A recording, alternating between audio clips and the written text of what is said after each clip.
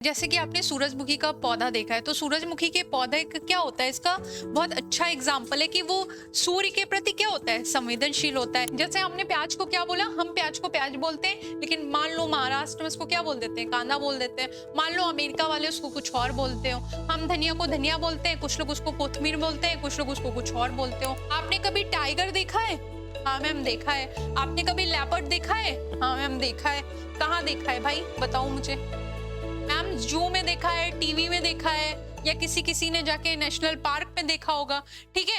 Hello मेरे प्यारे बच्चों, कैसे हैं आप सब? आई होप आप सब अच्छे ही होंगे। मैं हूं आपकी बायोलॉजी एजुकेटर अपराजिता सिंह और फिजिक्स बाई पंकज सर की क्लास में आपका बहुत बहुत स्वागत है। तो देखिए, आज हम आपकी बायोलॉजी की क्लासेस शुरू कर रहे हैं। यहाँ पे हम आपके लिए वन शॉट वीडियो लेके आए हैं, एक चैप्टर एक बार में पूरा का पूरा खत्म। उसके बाद भी अगर आपकी कुछ क्वेरीज रह जाती हैं तो आप कमेंट बॉक्स में बताइएगा, हम उसको रीडिस्कशन कर लेंगे। ठीक है। तो देखिए, आपको बायो में क्या क्या पढ़ना है, 11th क्लास में कौन कौन से चैप्टर्स हैं, कौन कौन से यूनिट है, थोड़ा सा वो देख लेते हैं, थोड़े से बेसिक्स देख लेते हैं, उसके बाद आपका चैप्टर स्टार्ट करते हैं। ठीक है। तो चलो भाई, सबसे पहले हम देख लेते हैं बायोलॉजी क्या होता है। हाँ, क्योंकि हम बायोलॉजी ही पढ़ने जा रहे हैं और हमें मालूम होना चाहिए। अब हम 11th क्लास में हो गए हैं और अब हमें बेसिक्स मालूम होने चाहिए कि बायोलॉजी क्या होता है। तो बताइए मुझे, अगर आप सब में से किसी को भी डेफिनेशन आता है तो प्लीज मुझे बताइए कमेंट बॉक्स में कि बायोलॉजी का डेफिनेशन क्या है। जिनको नहीं पता है उनको आइए मैं बता दूं। ठीक है। तो देखिए, जो बायोलॉजी है यानी कि जीव विज्ञान, क्या क्या कहेंगे इसको, जीव विज्ञान। ठीक है। तो बेटा, बायोलॉजी जो शब्द है वो दो शब्दों से मिलकर बना है, बायोस और क्या है, लोगोस। ये दोनों ही किसके शब्द हैं, ग्रीक भाषा के शब्द हैं। ठीक है।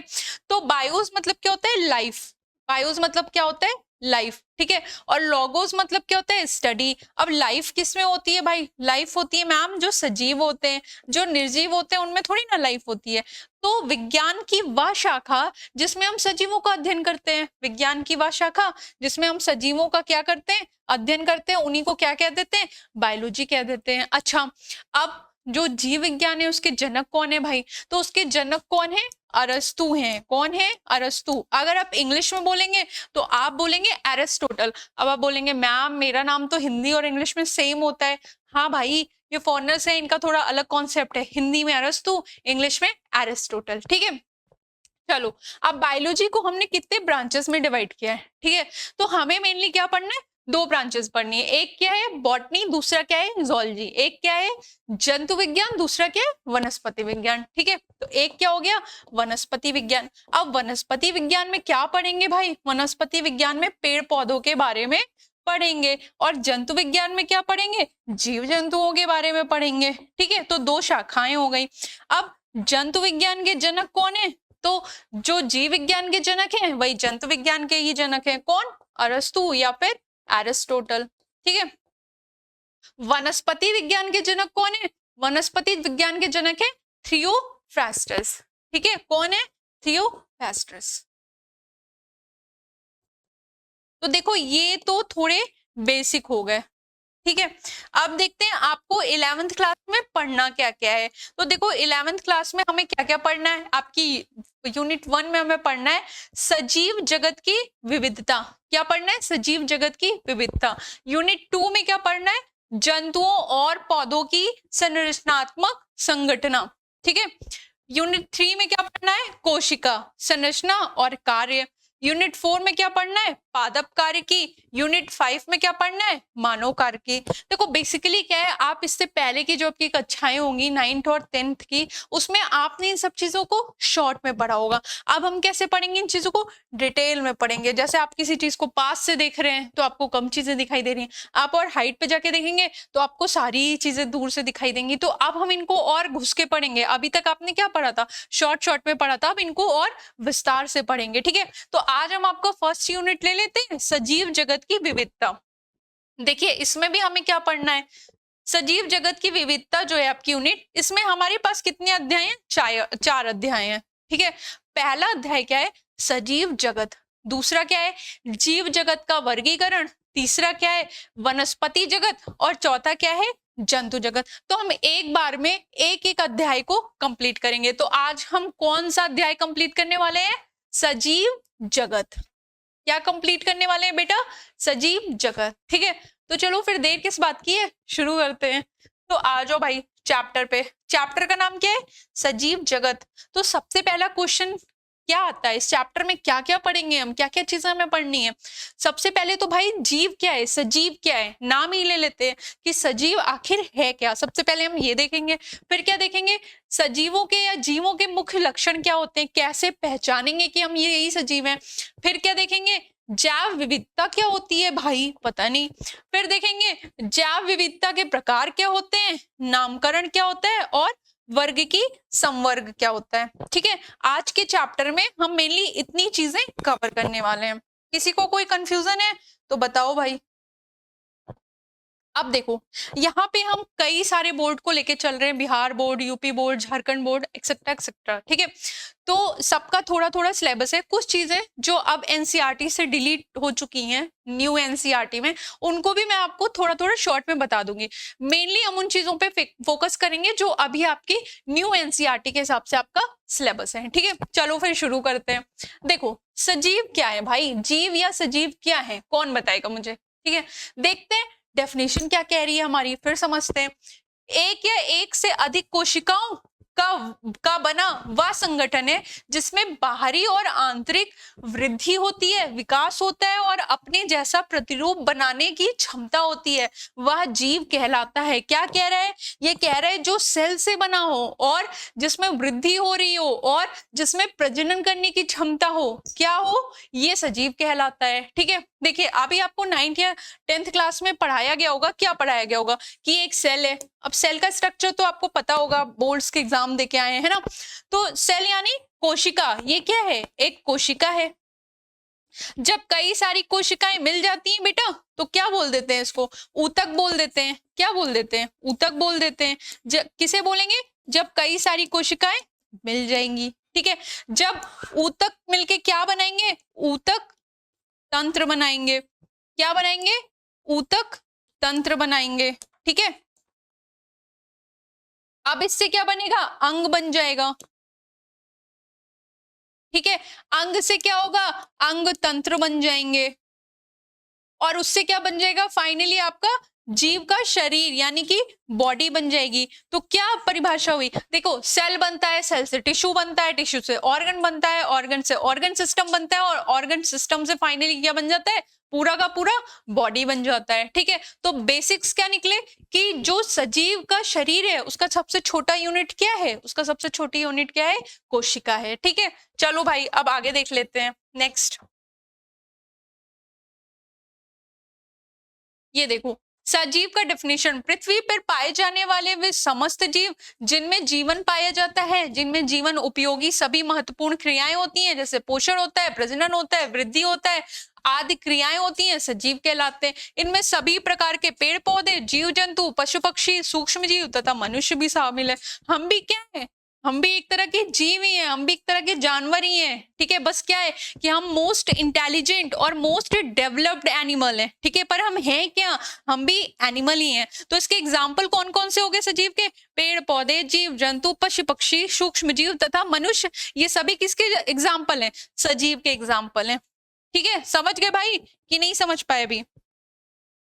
आप देखो, आपके एनसीईआरटी के हिसाब से क्या डेफिनेशन है सजीवों की। ठीक है, वह जिनमें स्व प्रतिकृतिकरण यानी कि रेप्लिकेशन, स्वनियमन यानी कि रेगुलेट, विकास यानी कि डेवलपमेंट, वह बाह्य उद्दीपनों के प्रति क्रिया करने वाले जो होते हैं वो क्या कहलाते हैं, सजीव कहलाते हैं। रेप्लिकेशन मतलब जो अपनी कॉपी बना ले, रेप्लिका कर ले, जिनका डीएनए क्या करे, अपना रेप्लिकेशन कर ले। ठीक है, रेगुलेट यानी जिनमें डिफरेंट एक्टिविटीज जो हो रही हो वो बॉडी में हो रही हो। ठीक है, यानी शरीर को चलाने वाली जितनी आवश्यक क्रियाएं हैं वो सारी हो रही हो। और क्या है, जिनमें विकास तथा वृद्धि हो, डेवलपमेंट हो। हम छोटे होते हैं, फिर छोटे से क्या हो जाते हैं, वृद्धि होती है, बड़े हो जाते हैं।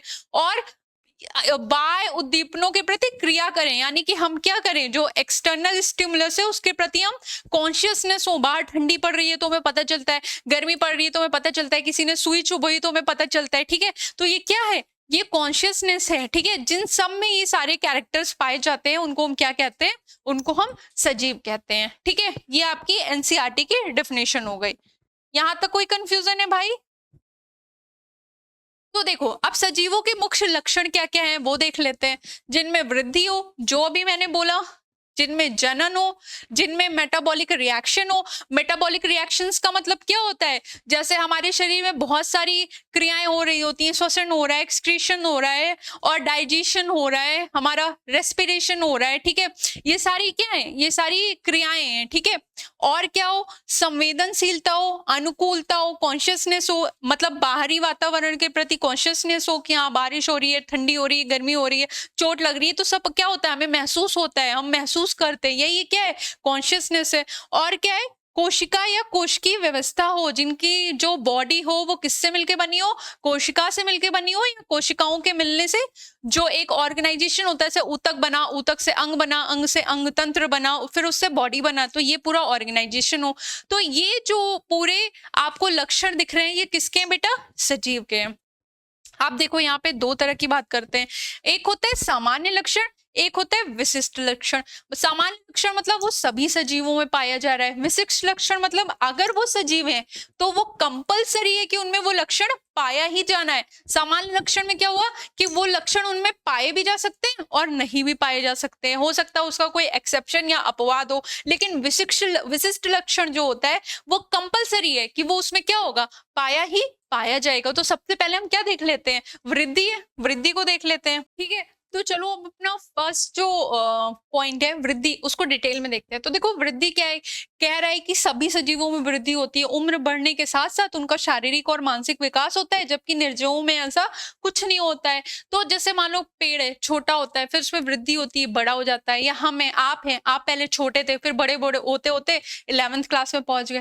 पर ये पेन है, इसमें वृद्धि हो रही है क्या, आप बताइए। आप बोलेंगे नो मैम इसमें वृद्धि नहीं हो रही है। लेकिन अगर आप कभी रेगिस्तान घूमने गए हो या पहाड़ों पे घूमने गए हो या आपने टीवी पे देखा हो, तो आपने क्या देखा है, एक छोटा सा रेत का टीला होता है, हवा चलती रहती है और रेत उड़ के आती रहती है और उस टीले को क्या कर देती है, बड़ा बना देती है। तो मैम फिर क्या उसको भी वृद्धि ही समझा जाएगा?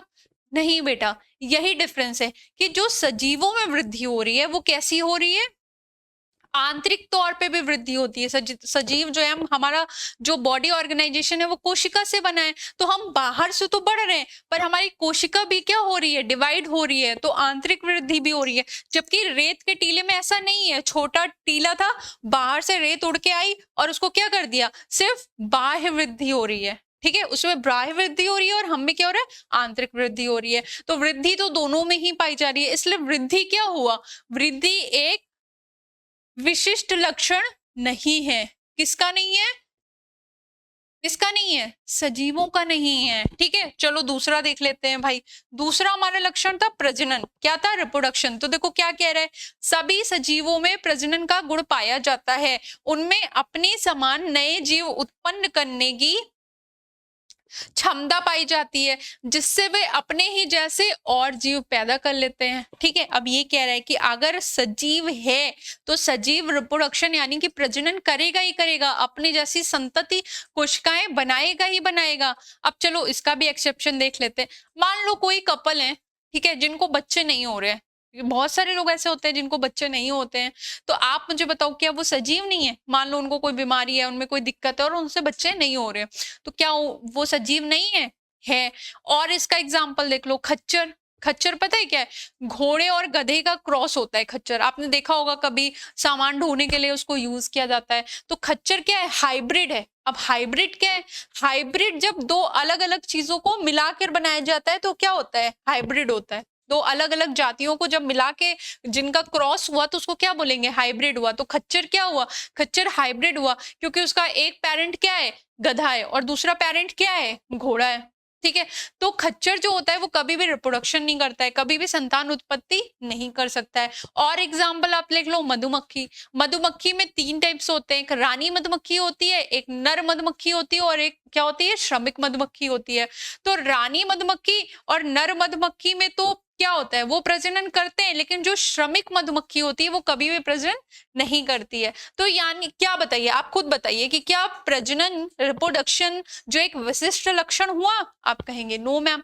तो बिल्कुल सही बात है कि ये भी क्या हुआ, एक विशिष्ट लक्षण नहीं हुआ। ठीक है, अब तीसरी क्रियाएं देख लेते हैं। तीसरी क्या है? उपापचयी क्रियाएं। आप बोलेंगे मैम उपापचयी क्रियाएं क्या होती हैं, मेटाबॉलिक रिएक्शंस क्या होती हैं? तो देखो, जो मेटाबॉलिज्म होता है या जो मेटाबॉलिक रिएक्शन होता है वो दो तरह की होती है। एक को हम बोलते हैं उपचय यानी कि एनाबॉलिज्म, एक को हम बोलते हैं अपचय यानी कि कैटाबॉलिज्म। अब मैम उपचय क्या होता है बताओ भाई।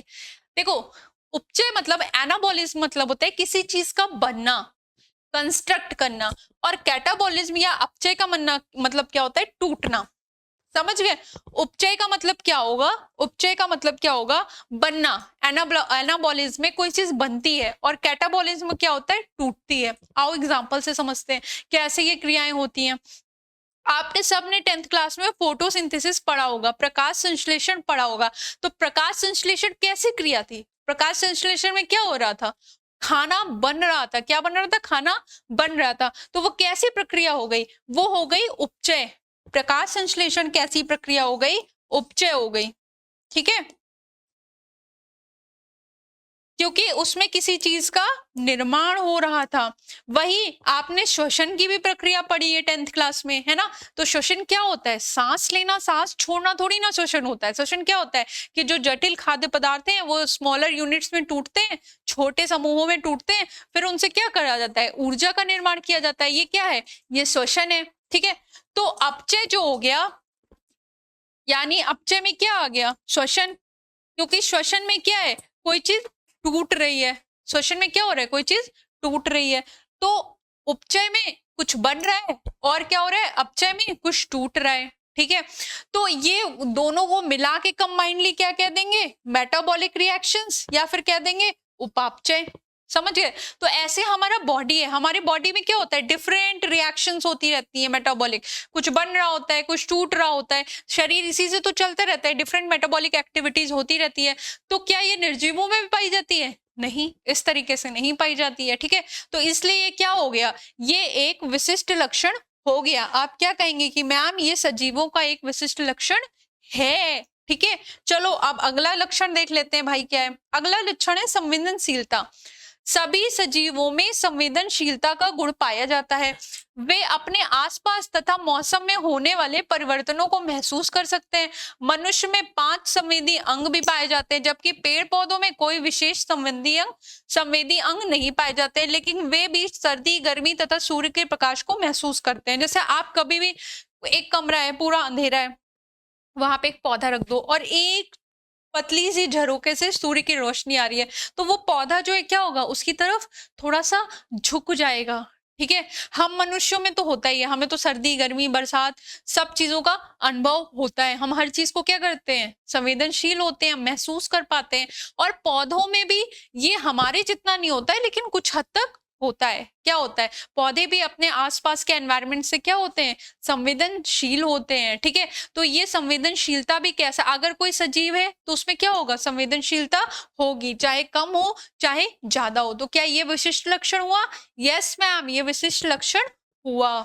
ठीक है, चलो हम नेक्स्ट देख लेते हैं भाई। जैसे कि आपने सूरजमुखी का पौधा देखा है, तो सूरजमुखी के पौधे का क्या होता है, इसका बहुत अच्छा एग्जाम्पल है कि वो सूर्य के प्रति क्या होता है, संवेदनशील होता है। एक और प्लांट आपने देखा है जिसको क्या कहते हैं, छुई मुई, touch me not, mimosa pudica उसका साइंटिफिक नेम है। जी हाँ, अब आप 11th क्लास में पहुंच गए हैं तो आपको सभी जीव जंतुओं का या पौधों का साइंटिफिक नेम भी पता होना चाहिए। तो मिमोसा पुडिका, जैसे आप उसको छूते हैं क्या होता है, वो बंद हो जाता है उसकी पत्तियां। तो क्या है, वो संवेदनशीलता को प्रकट कर रहा है। ठीक है, तो पौधों में भी संवेदनशीलता होती है, बस थोड़ी कम होती है जंतुओं की अपेक्षा। चलिए, तो ये कैसा कैरेक्टर हुआ, हाँ ये एक विशिष्ट लक्षण हुआ सजीवों का। अब अपना नेक्स्ट कैरेक्टर देख लेते हैं, जो कि क्या है, कोशिका। तो भाई सेल क्या है, मैंने पहले ही बताया कि सजीव का जो शरीर है वो किससे मिलके बना होगा, किससे मिलके बना होगा, कोशिका से मिलके बना होगा। कोशिका ऊतक बनाती है, ऊतक से अंग बनते हैं, अंग से अंग तंत्र बनते हैं, और फिर क्या बन जाता है, बॉडी बन जाता है। ठीक है, तो अगर आपने एक सेल का स्ट्रक्चर देखा हो बेटा, जो आपको 9th या 10th क्लास में पढ़ाया होगा कि एक सेल है, सेल के बीच में क्या होता है, न्यूक्लियस होता है, ठीक है। अगर अभी इस न्यूक्लियस को हटा दो आप, तो एक कोशिका है, इसके अंदर का जो भी आपको ये पोर्शन दिख रहा है, ये क्या कहलाएगा, ये कहलाएगा जीव द्रव्य। क्या कहलाएगा, जीव द्रव्य। अब अगर आपने यहाँ पे केंद्रक बना दिया तो केंद्रक के अंदर क्या हो जाएगा, केंद्रक द्रव्य।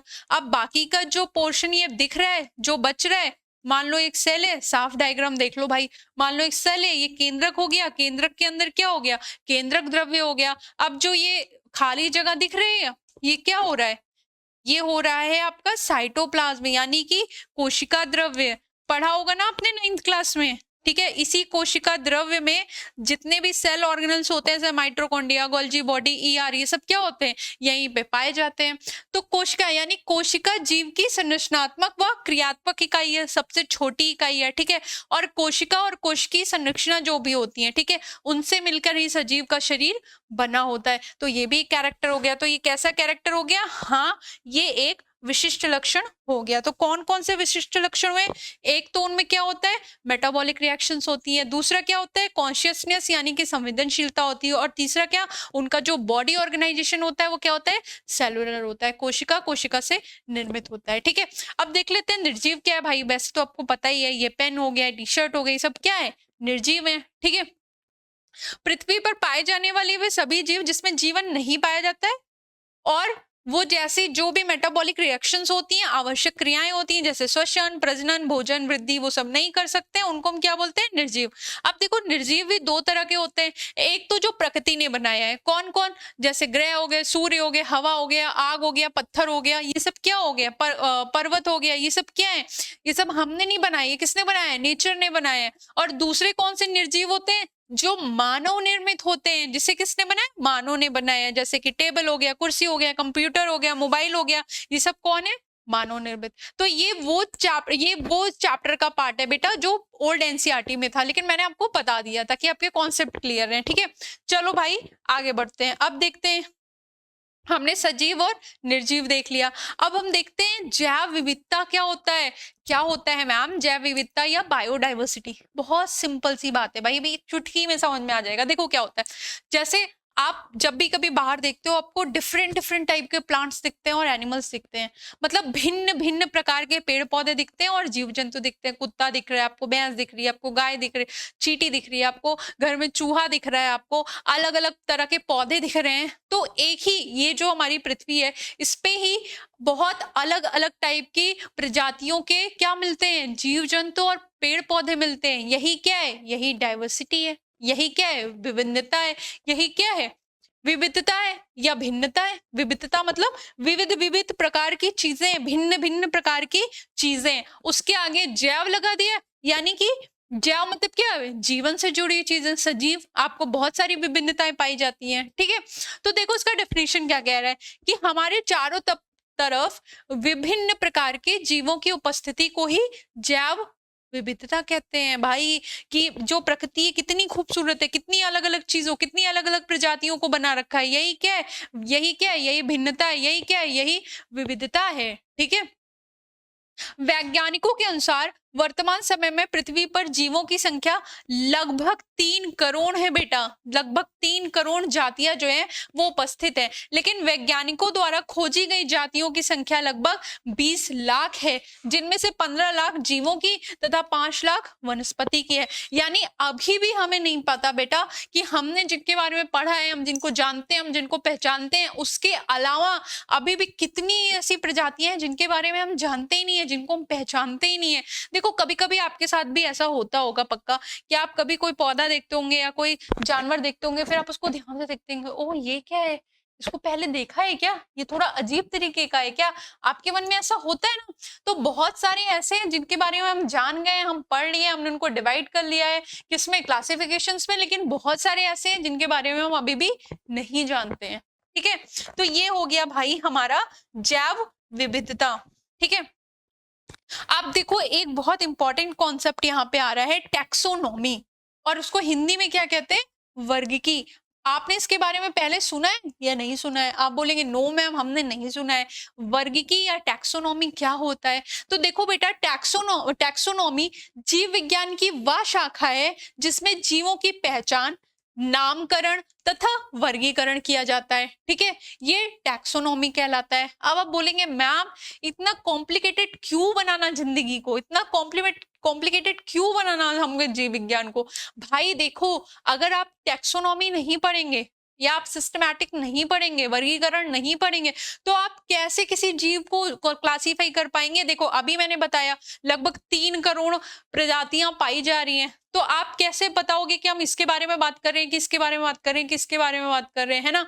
तो हमने उसको आसान बनाने के लिए हमने क्या किया, हमने उसको, जैसे मान लो हम इंसान है, ठीक है, अब हमें इंसानों के बारे में पढ़ना है। अब हर एक इंसान के बारे में पढ़ेंगे तो पूरी जिंदगी उसी में खत्म हो जाएगी, तब भी नहीं हो पाएगा। तो हमने क्या किया, हमने एक इंसान का सारा कैरेक्टर, सारा क्लासिफिकेशन कर दिया। अब हमें बाकी किसी के बारे में जानना होगा, मान लो किसी और को इंसानों के बारे में जानना होगा, तो वो क्लासिफिकेशन वो देख लेगा, उसको समझ में आ जाएगा कि वो अच्छा इंसानों में यही कैरेक्टर पाए जाते हैं। ठीक है, तो टैक्सोनॉमी क्या हुआ, विज्ञान की वह शाखा, विज्ञान की बहुत सारी शाखाएं होती हैं, बहुत सारी होती है ना, जैसे बायोटेक्नोलॉजी, माइक्रोबायोलॉजी, जूलॉजी, बॉटनी, वैसे ही विज्ञान की वह शाखा जिसमें जीवों की पहचान, नामकरण तथा वर्गीकरण करते हैं। ठीक है, ये जो टैक्सोनॉमी, इसमें हम क्या करते हैं, जीवों को पहचानते हैं, उनका पहचान करते हैं और फिर क्या करते हैं, उनका नामकरण करते हैं। देखो पहले पहचानेंगे, मान लो आपको कोई भी ऐसा जीव मिला या कोई भी ऐसा पौधा मिला जिसको आपने पहले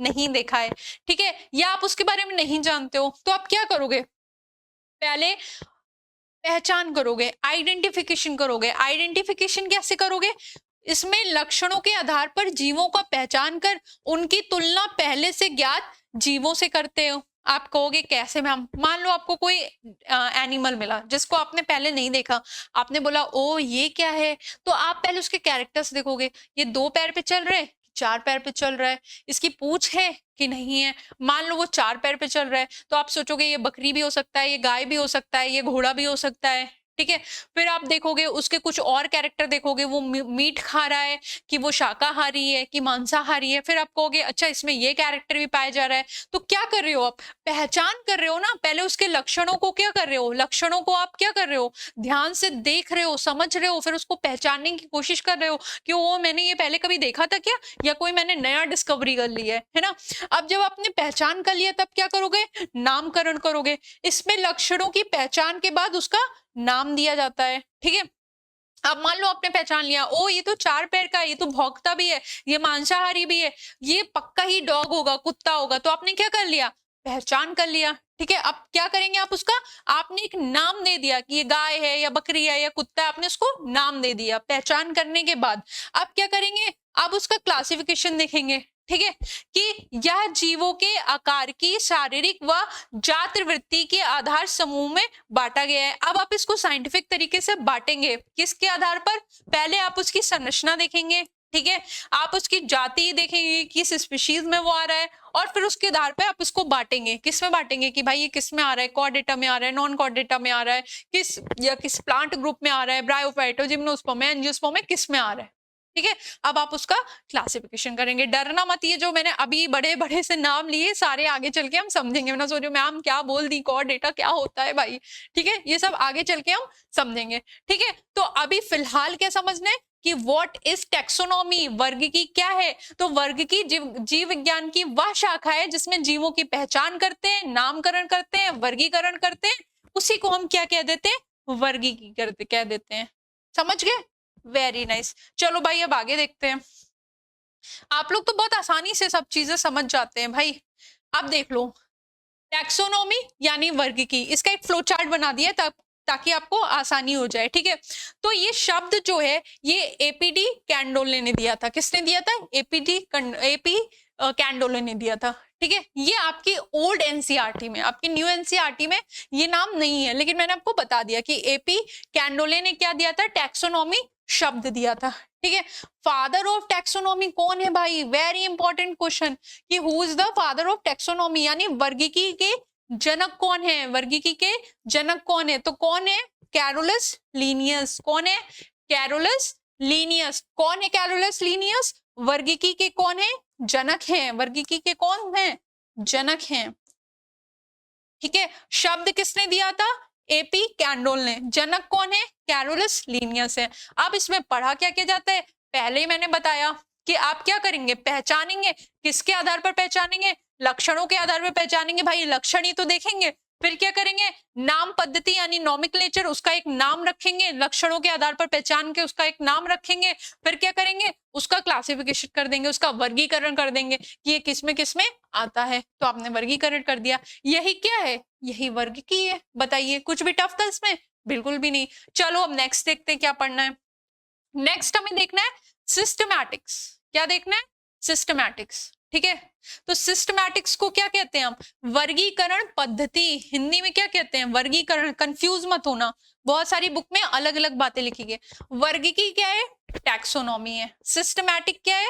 वर्गीकरण पद्धति है। ठीक है, अब सिस्टमैटिक और टैक्सोनॉमी में डिफरेंस क्या है? अक्सर बच्चे इस बात में कंफ्यूज होते हैं कि सिस्टमैटिक्स और टैक्सोनॉमी में क्या अंतर है। तो चलो देखते हैं। वर्गीकी क्या है? ये आपको समझ में आ गया। लक्षणों के आधार पर पहचाना, नामकरण किया, फिर क्या कर दिया? वर्गीकरण कर दिया। अब देखो इसमें सिस्टमैटिक्स में उसमें क्या क्या अलग है। तो सिस्टमैटिक जो है, ये शब्द किसने दिया था? कैरोलस लीनियस ने दिया था। आप कहेंगे मैम कैरोलस लीनियस ने कितना काम किया था? देखो भाई कितना काम किया था। तो सिस्टमैटिक जो शब्द है यानी कि वर्गीकरण पद्धति जो शब्द है वो किसने दिया था बेटा? कैरोलस लीनियस ने ही दिया था। ठीक है, अब सिस्टमैटिक क्या है? लैटिन ओरिजिन है। क्या है? लैटिन। जैसे बहुत सारी भाषाएं होती है ना, ग्रीक भाषा, लैटिन भाषा, तो इसका क्या उत्पत्ति है? लैटिन भाषा से इसकी उत्पत्ति है। ठीक है, अब इसमें हम पढ़ते क्या क्या है जो सबसे मुद्दे की बात है। ठीक है, क्या क्या पढ़ते हैं? टैक्सोनॉमी यानी वर्गीकी। वर्गीकी तो इसमें आ ही गई, ये आपके न्यू एनसीईआरटी के हिसाब से है बेटा। ठीक है, क्या हुआ? वर्गीकी तो उसमें आ ही गई। वर्गीकी में क्या क्या आ गया था? बताओ जल्दी से। पहचानना, लक्षणों के आधार पर पहचानना। Very good. सेकंड पॉइंट क्या था? नामकरण करना। Very good. थर्ड पॉइंट क्या था? कि हम उसको क्या करेंगे? क्लासिफिकेशन यानी कि वर्गीकरण करेंगे। तो सिस्टमैटिक के अंदर क्या आ गया? यानी वर्गीकरण पद्धति के अंदर क्या आ गया? वर्गीकी आ गया। प्लस क्या आ गया? जैव विविधता आ गया। जैव विविधता क्या होता है? अभी मैंने आपको बताया था। प्लस क्या आ गया? जीवों के मध्य संबंध। यानी कि जब हम वर्गीकरण पद्धति में वर्गीकरण करते हैं तो हम क्या करते हैं? जीवों के मध्य आपस में क्या संबंध है? एक जीव ये एक जीव ये, तो इसके मध्य जो संबंध होगा उसका भी अध्ययन करेंगे। और जैव विकास का इतिहास भी देखेंगे भाई। एवोल्यूशन, इतिहास को क्या बोलते हैं? एवोल्यूशन भी देखेंगे कि उसकी उत्पत्ति कहाँ से हुई, क्या बदलाव हुआ, पहले वो क्या था, अभी उसमें क्या बदलाव है। तो क्या देखेंगे? जैव विकास इतिहास भी देखेंगे। तो वर्गीकरण पद्धति में क्या क्या आ गया बेटा? वर्गीकी आ गया, जैव विविधता आ गया, जीवों के मध्य संबंध आ गया और जैव विकास का इतिहास आ गया। ठीक है, अब जो ये साइंटिस्ट हैं कैरोलस लीनियस, इन्होंने एक बुक लिखी थी, ये इनकी किताब का नाम है। क्या था? Systema nature. इसको हिंदी में भी यही बोलते हैं, सिस्टमा नेचर। ठीक है, जिसमें उन्होंने क्या किया था? इसको वर्णित किया था, इसको डिस्क्राइब किया था। तो वर्गीकी और यानी कि टैक्सोनॉमी और सिस्टमैटिक्स, इन दोनों का डिफरेंस क्लियर हुआ या नहीं? अगर क्लियर हो गया तो एक थम्स अप। ठीक है, ओके, चलो आगे बढ़ते हैं, देख लेते हैं भाई नेक्स्ट क्या पढ़ना है हमको। अब देखो यहाँ पे नॉर्मल इंफॉर्मेशन है कि टैक्सोनॉमी दो शब्दों से मिलकर बना है। टैक्सिस जिसका मतलब अरेंजमेंट या व्यवस्थित, और नॉमिया मतलब क्या? वितरण। ठीक है, टैक्सोनॉमी दो प्रकार की होती है, एक होता है रसायन वर्ग की, एक होता है संज्ञा वर्ग की। तो रसायन वर्ग की में हम रसायनों के आधार पर अध्ययन करते हैं और संख्या में संख्या के आधार पर करते हैं। ठीक है, तो इसके दो टाइप्स हो गए। चलो आगे देख लेते हैं हम। अब देखो ये फ्लो चार्ट एक जो कि आपके लिए मैंने बनाया, इससे आपको चीजें रिवाइज करने की बहुत आसानी हो जाएगी। वर्गीकरण जो है वो शब्द किसने दिया था? लीनियस ने दिया था। टैक्सोनॉमी जो है वो शब्द किसने दिया था? एपीडी कैंडोल ने दिया था। ठीक है, टैक्सोन यानी कि वर्गक। अब आप बोलेंगे मैम टैक्सोन क्या होता है? बिल्कुल मत घबराओ, अभी आगे हम समझाएंगे। तो जो टैक्सोन है वो किसने दिया था? एडोल्फ मेयर ने दिया था। ठीक है, फाइलोजेनी किसने दिया था? लैमार्क ने दिया था। न्यू सिस्टमैटिक किसने दिया था? जूलियस हेक्जेले ने दिया था। मोनेरा और प्रोटेस्टा किसने दिया था? हैकल ने दिया था। फाइलोजेनेटिक ट्री किसने दिया था? हैकल ने दिया था। फाइलम शब्द किसने दिया था? कुवियर ने दिया था। क्लास एंड ऑर्डर किसने दिया था? लिनियस ने दिया था। और फैमिली, जीनस और स्पीशीज किसने दिया था? जॉन रे ने दिया था। ठीक है, अभी आगे चल के हम इन सारी ही चीजों को पढ़ेंगे। तो ये एक फ्लो चार्ट है जिससे आपको आसानी हो जाए। अब देखो, देखते हैं नॉमेनक्लेचर। इतनी देर से हम कह रहे हैं नामकरण नामकरण, नॉमेनक्लेचर। नॉमेनक्लेचर मतलब क्या होता है? नाम पद्धति। इसको आप और क्या कह सकते हैं? नाम पद्धति। तो देखो इसमें क्या किया जाता है, इस प्रक्रिया में सजीवों को एक विशिष्ट नाम दिया जाता है ताकि उनकी पहचान हो सके, और नामकरण के लिए निम्नलिखित पद्धतियां उपयोग में ली जाती हैं। कौन कौन सी? द्विनाम और त्रिनाम। पहले हम समझ लेते हैं नाम पद्धति क्या है और क्यों हमें जरूरत पड़ी नाम पद्धति की, क्यों। ठीक है, देखो जैसे आप पैदा होते हैं, आप छोटे होते हैं तो आपको एक नाम दे दिया जाता है, कुछ भी, राम श्याम, जो भी, लड़कियों का सीता गीता, जो भी, एक नाम दे दिया जाता है। फिर आपका एक सरनेम होता है ना। तो वो किस लिए दिया जाता है? आपकी नाम पद्धति क्यों आई? आपके आइडेंटिफिकेशन के लिए, कि आप कहीं पे जाएं तो आपको पहचाना जा सके, हाँ भाई मैं फलाना हूं और मैं, ये मेरी जाति है। तो लोग उससे क्या करेंगे? समझ जाएंगे कि आप कहाँ से आए हैं और आपका क्या, पहचानने में आपको दिक्कत नहीं होगी। ठीक है, तो इसलिए नाम पद्धति। इसीलिए हमने जानवरों को भी नाम दिया, कुत्ता है, बिल्ली है, गाय, हम क्या करते हैं? सबको नाम से बुलाते हैं। ठीक है, अब नाम पद्धति की क्या जरूरत पड़ी? जैसे हमने प्याज को क्या बोला? हम प्याज को प्याज बोलते हैं, लेकिन मान लो महाराष्ट्र में उसको क्या बोल देते हैं? कांदा बोल देते हैं। मान लो अमेरिका वाले उसको कुछ और बोलते हो। हम धनिया को धनिया बोलते हैं, कुछ लोग उसको कोथमीर बोलते हैं, कुछ लोग उसको कुछ और बोलते हो। तो एक ही जगह, अब आप जाएंगे अमेरिका, आप बोलेंगे भाई मेरे को प्याज दे दो, समझेंगे ही नहीं आप क्या मांग रहे हैं। तो डिफरेंट डिफरेंट देश, जो देश होते हैं या डिफरेंट डिफरेंट जो जगह होती है, वहां पे क्या होता है? भिन्न भिन्न जगहों, भिन्न भिन्न देशों में क्या होता है? एक ही चीज के अलग अलग नाम होते हैं। ठीक है, तो उस चीज से बचने के लिए, कि भाई एक चीज का हमने क्या डिसाइड किया कि एक चीज का एक ही नाम रखेंगे। आप घर में चाहे आपका जो भी नाम हो, गोलू, मोलू, चिंटू, पिंटू, लेकिन बाहर आपकी मार्कशीट पे एक ही नाम लिखा जाएगा ताकि पूरी दुनिया आपको उसी नाम से जाने। आप बोलेंगे मेरा तो नाम गोलू है, भाई मार्कशीट पे नहीं लिखा है ना, तो सामने वाले को नहीं पता कि आपका नाम गोलू है। ठीक है, तो एक नाम, एक यूनिवर्सल डिसाइड किया गया कि हम एक साइंटिफिक नाम बनाएंगे हर एक चीज का, ताकि पूरी दुनिया में लोग उसको उसी चीज से पहचाने। जैसे आम है, हम आम को आम कहते हैं, कोई और आम को कुछ और को कहता होगा, कोई और आम को कुछ और कहता होगा, लेकिन आम का एक साइंटिफिक नेम है क्या? Mangifera indica. ठीक है, तो अब आप चाहे भारत में रहे, आपने बोला मैंजीफेरा इंडिका, या जैसे मान लो और कोई एग्जांपल ले लो, जैसे मटर है, पाइसम सेटाइवम। ठीक है, अब आप चाहे अमेरिका चले जाओ, आपने बोला आई वॉन्ट पाइसम सेटाइवम, वो समझ जाएगा आप मटर मांग रहे हो। आप चीन चले जाओ, वहां पे भी मटर का साइंटिफिक नेम क्या है? पाइसम सेटाइवम है। आप कहीं भी चले जाओ, देश के किसी भी कोने में, विदेश में कहीं भी चले जाओ, वहां पे मटर का नाम अगर पाइसम सेटाइवम है तो सब जगहों पे वही होगा। तो इससे क्या हुआ? इससे हमें आसानी हुई, इसलिए हमने क्या किया? इसलिए हमने क्लासिफिकेशन किया, नॉमेनक्लेचर किया। ठीक है, तो नाम पद्धति बेटा दो तरह की होती है, एक को बोलते हैं हम द्विनाम पद्धति, इंग्लिश में इसको बोलेंगे बाइनोमियल नॉमेनक्लेचर, और एक होता है त्रिनाम पद्धति जिसको क्या बोलेंगे? Trinomial nomenclature. ठीक है, चलो भाई देख लेते हैं द्विनाम पद्धति क्या होता है। इस पद्धति, यह पद्धति स्वीडन वैज्ञानिक कैरोलस लीनियस के द्वारा दी गई थी। आप बोलेंगे मैम फिर से कैरोलस लीनियस आ गए। हाँ भाई, तो द्विनाम पद्धति भी किसने दिया था? कैरोलस लीनियस ने ही दिया था। ठीक है, अब उन्होंने इसमें कहा क्या क्या, मुख्य बिंदु क्या थे जिनको हमें ध्यान में रखना चाहिए द्विनाम पद्धति में। ठीक है, तो देखो इन्होंने क्या कहा कि सभी वैज्ञानिक नाम लैटिन भाषा में होते हैं अथवा लैटिन भाषा के व्युत्क्रम माने जाते हैं। ठीक है, तो जितने भी वैज्ञानिक यानी साइंटिफिक नेम्स होते हैं वो किसमें होते हैं? लैटिन भाषा में होते हैं। ठीक है, दूसरा देख लो, वैज्ञानिक नाम में प्रथम शब्द वंश यानी कि जीनस को रिप्रेजेंट करेगा, और दूसरा शब्द जाति यानी कि स्पीशीज को रिप्रेजेंट करेगा। जैसे हम मानव हैं तो हमारा वैज्ञानिक नाम क्या है? Homo sapiens. तो जो होमो है, होमो प्रथम नेम क्या हुआ? होमो। तो होमो किसको रिप्रेजेंट करेगा?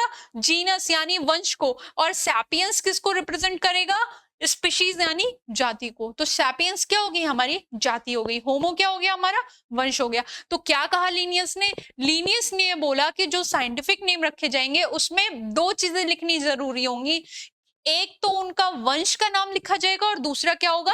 जाति का नाम लिखा जाएगा। बहुत सारे एग्जांपल ले लो, Pisum sativum, Mangifera indica, Rana tigrina किसका नाम है? मेढक का नाम है, ठीक है। होमो सैपियंस मानव का नाम है।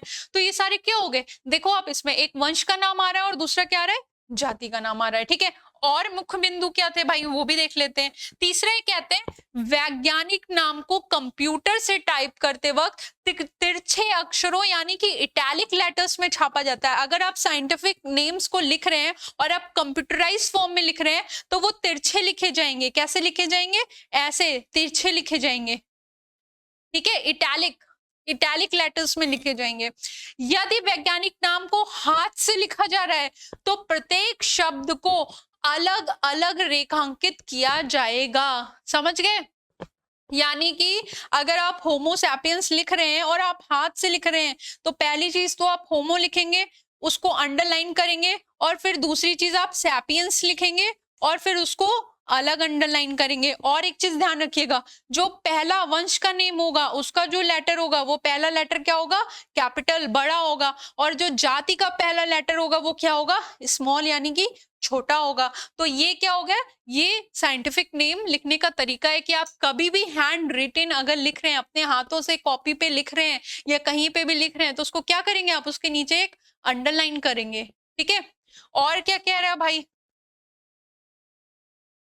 वैज्ञानिक नाम में वंश का पहला अक्षर बड़ा होता है यानी कि कैपिटल लेटर होता है, जो मैंने अभी आपको बताया, और जाति के नाम का पहला अक्षर छोटा यानी कि स्मॉल लेटर में होता है, ठीक है। वैज्ञानिक नाम में उसके लेखक का नाम अंत में संक्षिप्त में लिखा जाता है। यह नाम सिनोनिम्स कहलाते हैं। जैसे मान लो अगर होमो सैपियंस है, ठीक है, होमो सैपियंस है। अब अगर मान लो इसको किसने खोजा, मान लो इसको लीनियस ने खोजा, तो यहाँ पे फिर आप आगे क्या लिख देंगे? लीनियस बस, या लिन लिख देंगे। तो यानी कि जो आपने एक वंश का नाम लिखा, एक जाति का नाम लिखा, और उसके आगे आप क्या लिख देंगे संक्षिप्त में? जिस वैज्ञानिक ने उसको खोजा है उसका भी नाम संक्षिप्त में क्या करेंगे? लिख देंगे, ठीक है। तो ये किसके प्रमुख बिंदु थे, किसके कैरेक्टर्स थे?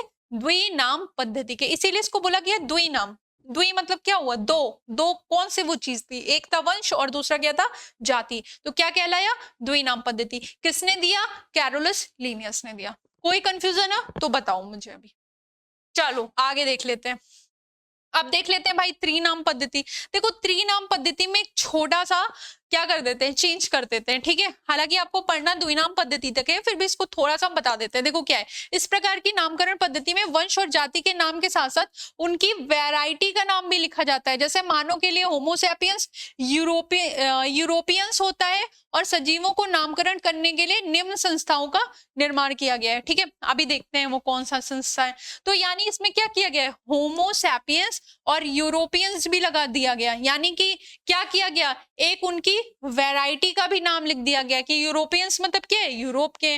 जैसे मान लो भारत में कौवा पाया जा रहा है या पाकिस्तान में पाया जा रहा है, तो वहां के कौवे, और ईरान में कोई कौवा पाया जा रहा है तो उसमें थोड़ा डिफरेंस है, तो हम उसका तो साइंटिफिक नेम्स लिखेंगे, साथ में क्या करेंगे? उसका वैरायटी भी लिख देंगे, ठीक है। अब देखते हैं वो कौन कौन से नामकरण करने की क्या संस्था है, ठीक है, वो देख लेते हैं।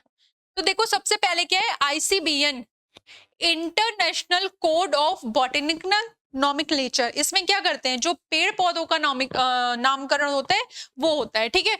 और international code of zoological nomenclature, इसमें क्या करते हैं? जो जीव जंतुओं से रिलेटेड होता है वो क्या करते हैं? वो नामकरण होता है, ठीक है। तो ये दोनों तो बहुत इंपॉर्टेंट है। उसके बाद कुछ और भी हैं, वो भी देख लीजिए। International code of bacteriological nomenclature, इसमें नामकरण किसका होता है? बैक्टीरियो का होता है। आईसीवीएन में क्या होता है? International code of viral nomenclature, इसमें वायरस का नामकरण होता है। और ICNCP, international code of nomenclature cultivated plants, इसमें किसका नामकरण होता है? कल्टीवेटेड प्लांट्स का। तो मेनली आपको क्या क्या देखते हैं? ये ICBN, international code of botanical nomenclature, और international code of zoological nomenclature. बात से ही कंफर्म है, बॉटनी में हम किसके बारे में पढ़ते हैं? वनस्पति विज्ञान में, तो उसका नामकरण होगा। और जोलॉजी में हम किस में बोलते हैं? जोलॉजी यानी जंतु विज्ञान, तो उसका नामकरण पढ़ेंगे, ठीक है। चलो आप देख लेते हैं वर्गीकरण क्या है, क्लासिफिकेशन क्या है, ठीक है। तो देखो सजीवों में पाई जाने वाली सिमिलरिटीज तथा विभिन्नता के आधार पर उन्हें अलग अलग समूहों में विभक्त किया जाता है और यही क्या कहलाता है, वर्गीकरण कहलाता है। यही क्या कहलाता है, वर्गीकरण कहलाता है। ठीक है, जैसे कैसे वर्गीकरण करेंगे, मान लो एक क्लास में बहुत ढेर सारे बच्चे हैं और आपसे क्या कहा गया, आपसे कहा गया कि इनका वर्गीकरण करो। ठीक है, तो आप क्या करेंगे, जिनके भी बाल लंबे होंगे, जो आपको लड़कियों की तरह दिख रहे होंगे, वो आप उनको एक साथ लड़कियों को बैठा देंगे और लड़कों को एक साथ बैठा देंगे। तो क्या हुआ, कैसे आपने वर्गीकरण किया, समानता, यानी पहले आपने देखा कि इसमें और इसमें क्या कॉमन है, क्या समान है, और क्या देखा, और देखा विभिन्नता कि दोनों के अंदर क्या है, क्या डिससिमिलरिटीज है। तो उसके आधार पर जब भी हमें किसी का वर्गीकरण करना होता है तो हम क्या देखते हैं कि क्या क्या चीजें कॉमन है और क्या क्या चीजें अनकॉमन है, उसके हिसाब से क्या हो जाता है, वर्गीकरण हो जाता है। ठीक है, वर्गीकरण का शब्द का प्रयोग सर्वप्रथम किसने किया था, थियोफास्टस। थियोफास्टस कौन थे, अभी मैंने बताया, वनस्पति विज्ञान के जनक थे। ठीक है, जिनके द्वारा लिखी गई पुस्तक का नाम क्या है, हिस्टोरिया प्लांटेरम। थियोफास्टस ने कौन सी बुक लिखी थी बेटा, हिस्टोरिया प्लांटेरम। ठीक है, यहां तक क्लियर है कि कोई दिक्कत है। आप देखो टैक्सोनॉमिक कैटेगरीज क्या होती हैं, वर्गीकीय संवर्ग क्या होता है। ठीक है, ये बहुत आपको टफ शब्द लग रहा होगा, अरे मैम ये वर्गीकीय संवर्ग क्या है, कभी सुना ही नहीं हमने। तो चलो अभी समझते हैं, देखो आपको चुटकियों में समझ में आ जाएगा। वर्गीकरण एकल सोपान प्रक्रम नहीं है, बल्कि इसमें पदानुक्रम होते हैं जिसमें प्रत्येक सोपान पद अथवा वर्ग को प्रदर्शित करता है। चूंकि संवर्ग समस्त वर्गीकीय व्यवस्था है, इसलिए इसे वर्गीकीय संवर्ग कहते हैं। कुछ समझ में नहीं आया मैम, आई एम श्योर कुछ समझ में नहीं आएगा। तो चलो इसको एक पिछले एग्जाम्पल से समझते हैं, जो हमने 9th क्लास में पढ़ा था। क्या पढ़ा था भाई, हमने पढ़ा था कि शरीर किससे मिलके बना होता है, कोशिका से मिलके बना होता है। कोशिकाएं मिलके क्या बनाती हैं मैम, ऊतक बनाते हैं। ठीक है, ऊतक से क्या बनता है मैम, अंग बनता है। फिर ये आगे चल के क्या बनाते हैं मैम, अंग तंत्र बनाते हैं। क्या बनाते हैं, अंग तंत्र बनाते हैं। और फिर उससे क्या बनता है मैम, शरीर या बॉडी बन जाती है। अब ये तो हर बच्चे ने पढ़ा होगा 9th क्लास में। अब यही आपका वर्गीकीय संवर्ग है, इसी को आप वर्गीकीय सोपान कह सकते हो, पदानुक्रम सोपान कह सकते हो, या कह सकते हो क्या, वर्गीकीय, इसी को आप क्या कह सकते हो, वर्गीकीय संवर्ग। ठीक है, इसी को आप क्या कह सकते हो, वर्गीकीय संवर्ग। आप समझ में आया।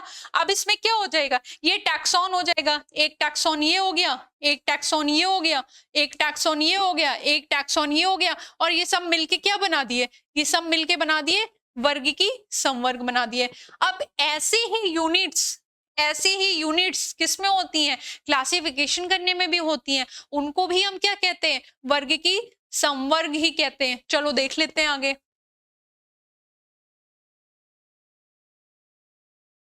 टैक्सॉन बताया मैंने कि ये एक टैक्सॉन है, ये एक टैक्सॉन है। अब देखो टैक्सॉन की डेफिनेशन देख लो क्या कह रहा है। ठीक है, टैक्सॉन क्या कह रहा है, जीवों का वह समूह जो किसी वर्ग की संवर्ग के संपूर्ण लक्षणों को प्रदर्शित करता है, वो क्या कहलाता है, टैक्सॉन कहलाता है। यानी कि जैसे मैंने लिखा था, कोशिका है, कोशिका से क्या बना, ऊतक बना। ठीक है, तो अगर हम क्या कह रहा है, ये देखो जीवों का वह समूह जो किसी वर्ग की संवर्ग, अब ये सारे के सारे तो वर्ग की संवर्ग के अंदर में आ रहे थे, लेकिन ये क्या हो गया, ये एक टैक्सॉन हो गया। क्यों, क्योंकि ये कोशिका है, तो ये कोशिका के संपूर्ण लक्षणों को प्रदर्शित करेगा। हमने एक कोशिका की बात की, तो वो कोशिका में जितने भी कैरेक्टर्स पाए जाते हैं वो सारे के सारे अगर हमने एक स्टडी कर लिए तो दूसरे के भी वैसे के वैसे ही होंगे। तो ये क्या हो गया, ये एक टैक्सॉन हो गया। हमने ऊतक की बात कर ली, तो ऊतक के जो भी लक्षण होंगे वो क्या होंगे, इसमें पाए जाएंगे, तो दूसरा टैक्सा वो हो गया। ठीक है, चलो आगे देख लेते हैं हम। अब हम क्या देखेंगे, अब हम सबसे इंपॉर्टेंट चीज देखेंगे जिसमें से प्रश्न बनते हैं, वो क्या है, आप क्लासिफिकेशन में कौन से वर्गीकीय सोपान यूज करते हैं, क्लासिफिकेशन में कौन से वर्गीकीय सोपान यूज करते हैं। तो ये देखो, ये क्या है, यहाँ का वर्गीकीय पदानुक्रम या वर्गीकीय सोपान, आप इसको कुछ भी कह सकते हो, कंफ्यूज मत होना। ठीक है, तो क्या होता है, जगत होता है, संघ होता है, वर्ग होता है, गण होता है, कुल होता है, वंश होता है, जाति होता है। ठीक है, आप बोलेंगे मैम कुछ समझ में नहीं आया, तो चलो समझते हैं। क्या मैंने बताया था द्विनाम पद्धति में, द्विनाम पद्धति में बताया था कि दो चीजों से मिलकर बना होता है, एक वंश होता है और एक क्या होता है, जाति होता है। ठीक है, नीचे से समझते हैं, जाति से, क्योंकि जाति क्या है, जाति सबसे छोटी इकाई है। इस वर्गीकरण की जात सबसे क्या है, छोटी इकाई है। जैसे कैसे, जैसे कोशिका शरीर की सबसे छोटी इकाई होती है, वैसे ही इस वर्ग की पदानुक्रम या वर्ग की संवर्ग की सबसे छोटी इकाई क्या है, जाति है। और सबसे बड़ी इकाई क्या है, जगत यानी कि किंगडम है। ठीक है, तो सबसे छोटी इकाई से शुरू करते हैं और बढ़ते बढ़ते सबसे ऊपर इकाई तक जाएंगे। अब देखो, जैसे आपने क्या देखा है, आपने कभी टाइगर देखा है? हाँ मैम देखा है। आपने कभी लेपर्ड देखा है? हाँ मैम देखा है। कहाँ देखा है भाई, बताओ मुझे। मैम जू में देखा है, टीवी में देखा है, या किसी किसी ने जाके नेशनल पार्क में देखा होगा। ठीक है, चलो देख लेते हैं फिर जाति क्या है। ठीक है, तो जैसे मैंने बताया, वर्ग की संवर्ग जो होता है उसका जो सबसे छोटा इकाई होता है वो क्या होता है, जाति होता है। जैसे शरीर की सबसे छोटी इकाई क्या होती है, कोशिका होती है। Very good. ठीक है, तो यह क्या है, यह सबसे छोटी इकाई है। जैसे शेर, बाघ, तेंदुआ आदि समानता रखते हैं, लेकिन इन सभी की जातियां अलग अलग होती हैं। ठीक है, जैसे आपको ये शेर दिख रहा है, ये क्या दिख रहा है, टाइगर दिख रहा है, ये क्या दिख रहा है, तेंदुआ दिख रहा है। तो क्या है, इन सभी में आपको समानता दिख रही है, दिख रही है ना, सब देखने में क्या है, एक जैसे लग रहे हैं, लेकिन क्या है, इन सब की जातियां अलग अलग हैं। ठीक है, अब देखो इससे समझ लेते हैं। तो जाति क्या हो गई, जाति वो हो गई एक समान दिखने वाले जीव जो आपस में क्या कर सकते हैं, प्रजनन कर सकते हैं। उनको हम क्या कहते हैं, स्पीशीज या जाति कह देते हैं। जैसे मान लो मैं मानव हूं, तो चाहे मैं किसी इंडियन से शादी कर लूं या अमेरिकन से शादी कर लूं या रशियन से शादी कर लूं, तो सब क्या है, हम सब एक प्रजाति के हैं। वो भी क्या है, वो भी मानव है, और मैं भी क्या हूं, मैं भी मानव हूं। लेकिन कोई भी इंसान कभी दूसरी जाति में, जैसे मान लो शेर ही है, हम शेर से शादी कर सकते हैं, नहीं कर सकते हैं। ठीक है, तो वैसे क्या हो गया, टाइगर एक जाति हो गई, और क्या हो गया, लियो एक जाति हो गई। दोनों में बहुत समानता है, दोनों में क्या है, बहुत समानता है। ठीक है, और दोनों का जो वंश है वो क्या है, एक है। वो वंश क्या है, पैंथेरा। ठीक है, तो आपस में जो जातियां यानी जिनकी समानता होती है कैरेक्टर्स की, उनको हम किस में रखते हैं, एक जाति में रखते हैं।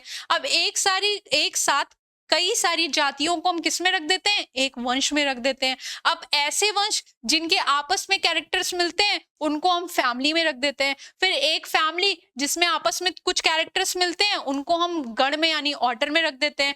फिर उससे ऊपर एक ऑर्डर जिसमें कुछ जो कैरेक्टर्स हैं उनमें लक्षण यानी कि उसमें समानता होती है, उनको एक क्लास में रख देते हैं। फिर उससे ऊपर जो कुछ समानता होगी एक क्लासेस में, उनको फाइलम में रख देंगे, और फिर सबसे आखिर में क्या हो जाएगा, किंगडम कर देंगे। ठीक है, तो देखो जैसे हमने पैंथेरा तक हम पहुंचे कि हमने कौन कौन सी जातियां ली, हमने पैंथेरा टाइग्रिस ले लिया, लियो ले लिया, उन सब के लिए कॉमन वंश कौन सा था, पैंथेरा था। अब आप देखो, आपने कभी ध्यान दिया है कि जो तेंदुआ होता है वो और बिल्ली, या जो टाइगर होता है वो बिल्ली, अगर बिल्ली का बच्चा और तेंदुए का बच्चा हो तो आपको डिफरेंशिएट करने में बहुत दिक्कत होगी, पहचानने में, दोनों बिल्कुल एक जैसे दिखते हैं। तो ये बिल्ली को हम किस में रखते हैं, फैलिस में। ठीक है, क्या बोलते हैं, फैलिस। जैसे हमने टाइग्रिस और लियो के लिए किस वंश का यूज किया था, पैंथेरा। ठीक है, तो अब देखो फैलिस और पैंथेरा दोनों में कुछ समानताएं हैं, दोनों दिखने में समान हैं, तो उनको हमने किस में रख दिया, उनको हमने किस में रख दिया, एक कॉमन फैमिली में रख दिया। यानी कि ये जो पैंथेरा की फैमिली थी और जो बिल्ली की फैमिली थी, दोनों की फैमिली एक ही हो गई, और उस फैमिली का नाम क्या हो गया बेटा, पैलिडी।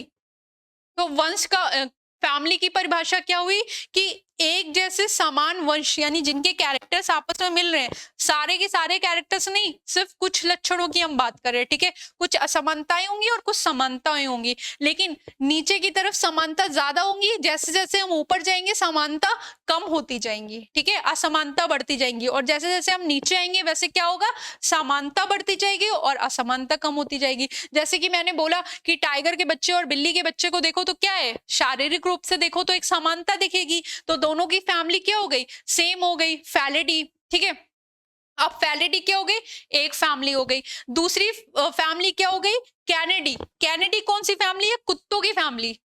कुत्ते किस फैमिली में आते हैं, कैनेडी फैमिली में आते हैं। अब कुत्ते और बिल्ली में क्या समानता है, बताओ भाई, दोनों ही कार्निवोरस हैं, दोनों में कैनाइन टीथ पाया जाता है, दोनों का ही फूड हैबिट एक जैसा है, तो इसलिए हमने उनको किस में रख दिया, हमने उनको एक गढ़ में रख दिया, और वो गढ़ क्या है, कार्निवोरा। ठीक है, यानी कि जो मांसाहारी होते हैं उनको हमने किस गढ़ में रख दिया, कार्निवोरा। ठीक है, अब वैसे ही एक गढ़ और होता है, प्राइमेट्स, जिसमें हम आते हैं। ठीक है, जिसमें बंदर आता है, बंदर हमारे पूर्वज ही तो थे ना, तो वो एक गण और हो गया, प्राइमेट्स। अब आप बोलोगे कि मैम कार्निवोरा, मांसाहारी और प्राइवेट्स, सॉरी, और प्राइमेट्स, इन दोनों में तो बहुत अंतर है। आप कहाँ मैम कुत्ता और कहाँ मैम आप बात कर रही हैं इंसानों की, दोनों तो बहुत ही अलग है। हाँ, तो वही वाला पॉइंट है जो मैंने आपको कहा था, यहाँ पे आप याद रखना, जैसे जैसे हम ऊपर जाएंगे लक्षणों की समानता कम होती जाएगी, असमानता बढ़ती जाएगी। सिर्फ कुछ लक्षण जो होंगे वो क्या होंगे, कॉमन होंगे, और जैसे जैसे हम नीचे आएंगे लक्षणों की समानता क्या होगी, बढ़ती जाएगी। ठीक है, तो यहाँ पे कार्निवोरा और प्राइमेट्स ये दोनों एक ही किस में आते हैं, ये दोनों एक ही क्लास में आते हैं, और वो क्लास क्या है, वो क्लास है मैमिलिया। वो क्लास क्या है, मैमिलिया। अब आप बोलेंगे मैम किस बेसिस पे रखा है, तो हमारे कुछ जो आंतरिक, जो हमारे मतलब कारकी होते हैं, जैसे सिर्फ बाहरी कैरेक्टर्स के आधार पर नहीं क्लासिफिकेशन किया जाता है, हमारे जो आंतरिक लक्षण होते हैं, हमारा जो फूड हैबिट होता है, हमारे में जो मेटाबॉलिज्म एक्टिविटीज होती है, उन सब का अध्ययन करके रखा जाता है। ठीक है, तो ये दोनों किस क्लास में आ गए, मैमिलिया में आ गए। अब मैमिलिया जो होता है वो किस फाइलम में आता है, मैमल्स जो होते हैं वो किस फाइलम में आते हैं, कॉर्डेटा। ठीक है, अगला जब आप चैप्टर पढ़ेंगे तो उसमें आपको एक क्लासिफिकेशन बताया जाएगा। तो मैमल्स किस में आते हैं, कॉर्डेटा। और कौन कौन से फाइलम या संघ होते हैं बताओ भाई, बहुत सारे कॉर्डेटा में। और कौन से होते हैं, नॉन कॉर्डेट्स होते हैं, उसमें क्या होता है, Porifera, Coelenterata, Ctenophora, Platyhelminthes, Aschelminthes, Annelida, Mollusca, Echinodermata, Chordata. ठीक है, कॉर्डेटा के अंदर भी क्लासिफिकेशन होता है। तो मैमिलिया किस में आ गया, कॉर्डेटा। और अंततः अंततः ये सब कौन है, ये सब कौन है, एनिमल है, तो इनका किंगडम क्या हो गया, एनिमल। ठीक है, यानी इनका किंगडम क्या हो गया, जंतु। ठीक है, तो एक बार फिर से देख लेते हैं कि क्या हम कह रहे थे। हम ये क्या है, वर्ग की सोपान है, उसमें से एक जगत अगर आप ये देख लो, ये एक टैक्सोन है, ये दूसरा टैक्सोन है, ये तीसरा है, ये चौथा है, ये पांचवा है, ये छठा है, ये सातवां है। ठीक है, अब सबसे नीचे से शुरू करते हैं। जाति, जो एक जैसी जातियां होती हैं, मिलते जुलते कैरेक्टर्स होते हैं, उनको एक वंश में रखा जाता है। फिर जिनके मिलते जुलते कैरेक्टर्स होते हैं उनको एक फैमिली में रखा जाता है। एक फैमिलीज में जिनमें कुछ कॉमन कैरेक्टर्स होते हैं उनको ऑर्डर में रखा जाता है। एक ऑर्डर जिनमें कुछ सामान्य लक्षण होते हैं उनको क्लास में रखा जाता है। एक क्लास जिनमें कुछ सामान्य लक्षण होते हैं उसको फाइलम में रखा जाता है, और एक फाइलम जिसमें कुछ सामान्य लक्षण होते हैं उसको किस में रखा जाता है, जगत में रखा जाता है। ठीक है, जैसे कि पैंथेरा टाइग्रिस, पैंथेरा लियो, जातियां अलग हैं लेकिन इनका वंश क्या है, समान है। अब ये वंश जो है ये समानता दिखा रहा है बिल्लियों से। ठीक है, तो पैंथेरा और फैलिस दोनों एक कॉमन फैमिली में आ गए जिसको बोला गया फैलिडी। अब चूंकि ये मांसाहारी है और एक मांसाहारी हम और जानते हैं कैनिडी जो कुत्तों की फैमिली है, ये दोनों में कुछ कॉमन कैरेक्टर्स हैं, तो दोनों को एक ऑर्डर में रख दिया गया जिसको क्या बोला गया, कार्निवोरा। अब ये कार्निवोरा और हम प्राइमेट्स, हम सब क्या है, हम सब कॉर्डेटा में आते हैं, हमारे बहुत सारे कैरेक्टर्स मिलते हैं। ठीक है, तो हमें किस में रख दिया गया, एक किस में रख दिया गया, क्लास में, जिसको क्या बोला, मैमेलिया। अब मैमेलिया जो क्लास है इसको किस में रख दिया गया, कॉर्डेटा। कॉर्डेटा के यानी कि जिसमें सब में पाया जाता है, हमें नोटोकॉर्ड पाया जाएगा, फेरिंजियल गिल स्लिट्स पाई जाएगी, आप आगे चल के सब पढ़ेंगे। चलो इसको फिर डायग्राम के माध्यम से हम देख लेते हैं और डेफिनेशन के माध्यम से। तो देखो जाति, सबसे पहले तो जाति क्या होगी, एक जैसे समान जो जीव होते हैं जो आपस में क्या कर सकते हैं, जिनके समान लक्षण होते हैं, आपस में मिलते जुलते लक्षण होते हैं, और जो क्या कर सकते हैं, आपस में प्रजनन कर सकते हैं। ठीक है, जैसे मान लो मैं एक मानव हूँ तो हम किसी इंडियन से भी शादी कर सकते हैं, अमेरिकन से भी कर सकते हैं और जापानीज से भी कर सकते हैं, क्योंकि क्यों क्या है, हम सब एक ही जाति के, हमारे सारे लक्षण क्या है, समान है। ठीक है, तो यहाँ पे देखो, यहाँ पे ये अलग अलग जातियों के, ये शेर है, ये लेपर्ड है, ये टाइगर है। ठीक है, इन सभी की क्या है, बाघ, तेंदुआ, शेर, ये सभी एक दूसरे से समानता तो रखते हैं लेकिन सभी की क्या है, जातियां अलग हैं। अब शेर जो होगा वो किसके साथ प्रजनन करेगा, शेर के साथ, शेरनी के साथ करेगा। क्यों, क्योंकि वो क्या है, सेम जाति की है। ठीक है, तो वैसे ही सब अलग अलग जाति के हैं लेकिन सबके लक्षण समान है, तो इनका वंश क्या होगा, जो मिलती जुलती जातियां होती हैं उनका क्या होता है, एक ही वंश होता है। तो इन सबका वंश क्या हो गया, पैंथेरा। तो नाम क्या हो गया, पैंथेरा टाइग्रिस, पैंथेरा लियो। तो वंश समान हो गया, क्यों, मिलती जुलती जातियों को हम किस में रखते हैं, एक ही वंश में रख देते हैं। ठीक है, तो चलो भाई अब वंश देख लेते हैं। इसके बाद वंश यानी क्या हुआ, जीनस, एक दूसरे से संबंधित जातियों को एक ही वंश में रखा जाता है। जैसे शेर हो गया, बाघ हो गया, तेंदुआ हो गया, ये एक ही वंश किस में रखे जाते हैं, पैंथेरा में रखे जाते हैं। ठीक है, तो पैंथेरा वंश में क्या हो गया, कई सारी जातियां आ गई। ठीक है, वैसे ही क्या है, वैसे ही कौन आपको दिख रहा है, बिल्ली। बिल्ली जो होती है उसका क्या होता है, बिल्ली की जाति क्या होती है, फैलिस। क्या होती है, बिल्ली का कुल जो होता है वो क्या होता है, फैलिस होता है। ठीक है, अब देखो बिल्ली की जातियां क्या होती हैं, फैलिस होती है। अब दिखने में ये कैसे हैं? समान है। बिल्ली का बच्चा और अगर आपको लेपर्ड का छोटा बच्चा हो आपको दे दिया जाए तो आप उनमें क्या करोगे? अंतर नहीं बता पाओगे। दोनों दिखने में क्या करेंगे? एकदम समान जैसे लगेंगे, ठीक है।